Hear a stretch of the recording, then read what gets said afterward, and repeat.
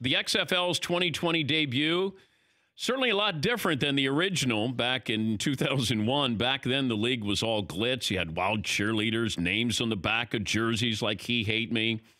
This weekend, there was none of that. It was just basically football, nothing spectacular, some clever rule changes, some cool TV elements like players and coaches and officials being mic'd up like never before. The first weekend seemed like a success. Now it's about sustainability.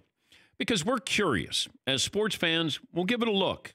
And now you're going to find out just how much of an impact you had the next couple of weeks. The demand for football is obviously strong. You look at the NFL ratings, no matter what the matchup was, you had good numbers. Unlike the last time, the XFL did everything it could to position itself as the next level below. And they have some advantages that last year's American Alliance of Football didn't have. You got broadcast partners here, ESPN and Fox. You got an owner with deep pockets in Vince McMahon. And Vince, by the way, conspicuously absent this weekend. I think that was a great strategy.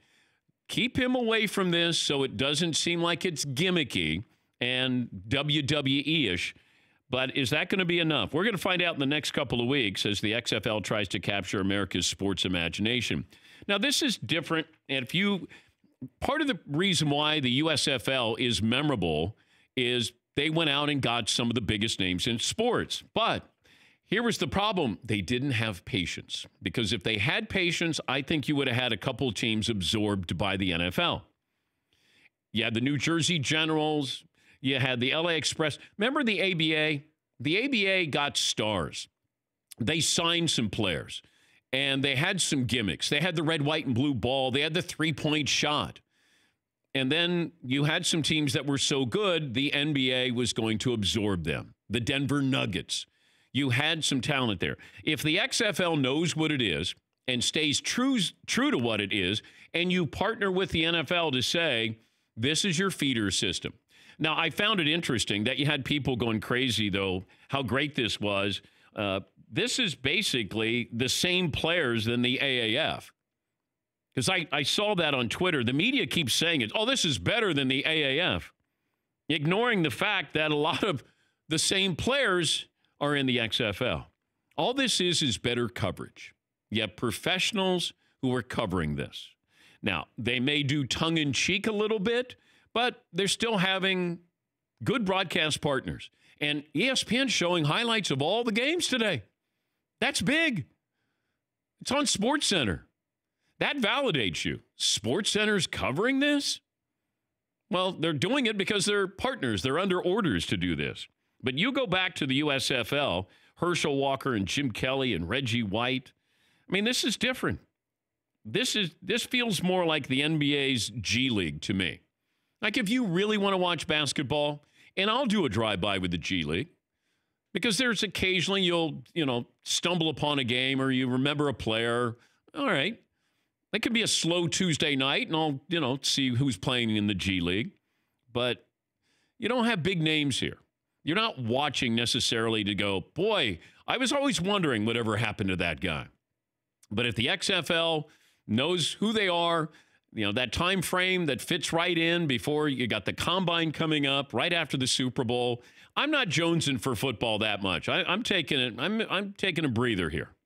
Like I watched a little bit. I wanted to see where I wanted to, hear the technology, see the technology.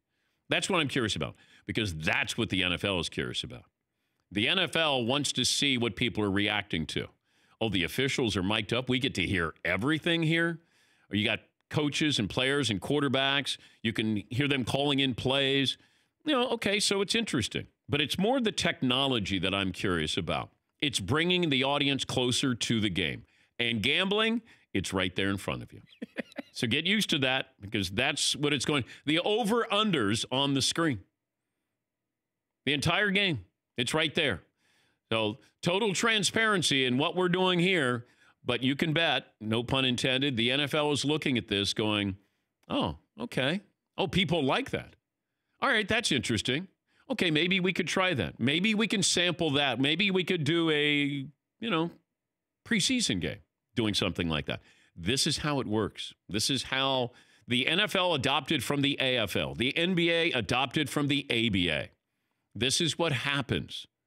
I remember going to ABA games with the red, white, and blue ball, and it felt gimmicky. The three-point shot was awesome, but they had talent there. So it's different. They absorbed some of those teams. The AFL and the NFL, they absorbed some of those teams.